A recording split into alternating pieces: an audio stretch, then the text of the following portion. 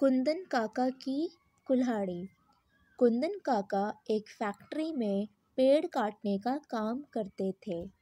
Factory मालिक उनके काम से बहुत खुश रहता था और हर एक नए मजदूर को उनकी तरह कुल्हाड़ी चलाने को कहता। यही कारण था कि ज़्यादातर मजदूर उनसे जलते थे।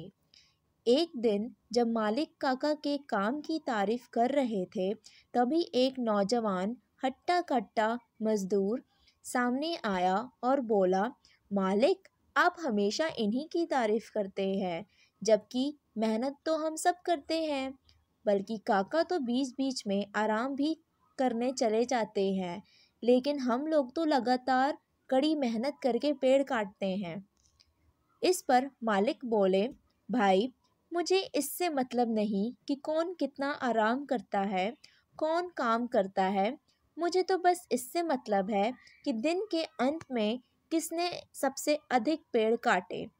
और इस मामले में काका आप सबसे 2-3 पेड़ आगे ही रहते हैं, जबकि उनकी उम्र भी हो चली है। मजदूर को ये बात अच्छी नहीं लगी।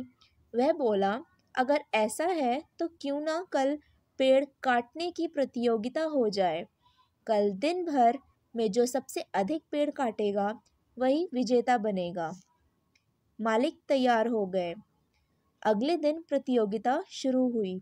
मजदूर बाकी दिनों की तुलना में इस दिन अधिक जोश में थे और जल्दी जल्दी हाथ चला रहे थे। लेकिन कुंदन काका को तो मानो कोई जल्दी ही न थी।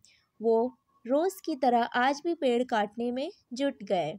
सबने देखा कि शुरू के आधा दिन बीतने तक काका ने 4 से 5 पेड़ ही काटे थे, जबकि और लोगों ने 6 से 7 पेड़ काट चुके थे। लगा कि आज काका हार जाएंगे। ऊपर से रोज की तरह वह अपने समय पर एक कमरे में चले गए, वहाँ जो रोज आराम करने जाया करते थे। सबने सोचा कि आज काका प्रतियोगिता हार जाएंगे। बाकी मजदूर पेड़ काटते रहे। काका कुछ देर बाद अपने कंधे पर कुल्हाड़ी टांगे लौटे और वापस अपने काम में जुट गए। तय समय पर प्रतियोगिता खत्म हुई। जब मालिक ने पेड़ों की गिनती शुरू की, बाकी मजदूर तो कुछ खास नहीं कर पाए थे, लेकिन जब मालिक ने उस नौजवान मजदूर के पेड़ों की गिनती शुरू की तो सब बड़े ध्यान से सुनने लगे। 1 2 3 4 5 6 7 8 9 10 और ये 11। सब ताली बजाने लगे क्योंकि बाकी मजदूरों में से कोई 10 पेड़ भी नहीं काट पाया था। अब बस काका के कटे पेड़ों की गिनती होना बाकी था। मालिक ने गिनती शुरू किया।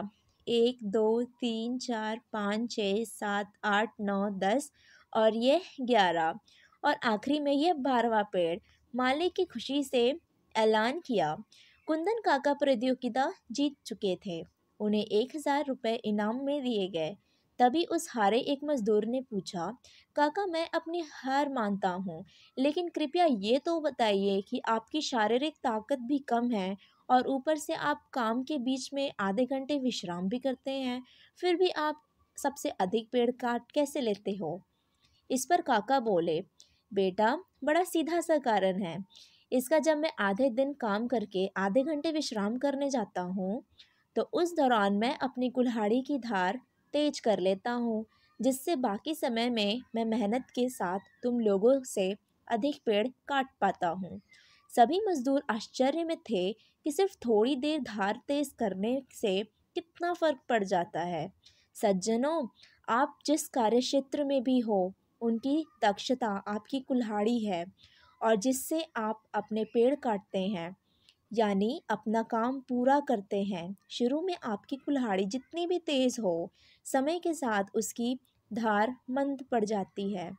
उदाहरण के लिए, भले ही आप कंप्यूटर साइंस के टॉपर रहे हो, लेकिन अगर आप नई टेक्नोलॉजीज़, नई लैंग्वेजेस नहीं सीखोगे तो कुछ ही सालों में आप आउटडेटेड हो जाओगे। इसलिए आपकी धार मंद पड़ जाएगी।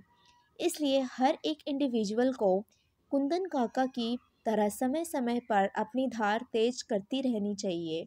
अपने इंडस्ट्री से जुड़े नई बातों को सीखनी चाहिए, नई स्किल्स को एक्वायर करना चाहिए और तभी सैकड़ों हज़ारों लोगों के बीच अपनी अलग पहचान बना पाएंगे। आप अपनी फील्ड के विनर बन पाएंगे। तो बताइए, आपकी प्रायोरिटी लिस्ट में कौन सी स्किल है जिसे आप शार्प करना चाहते हैं?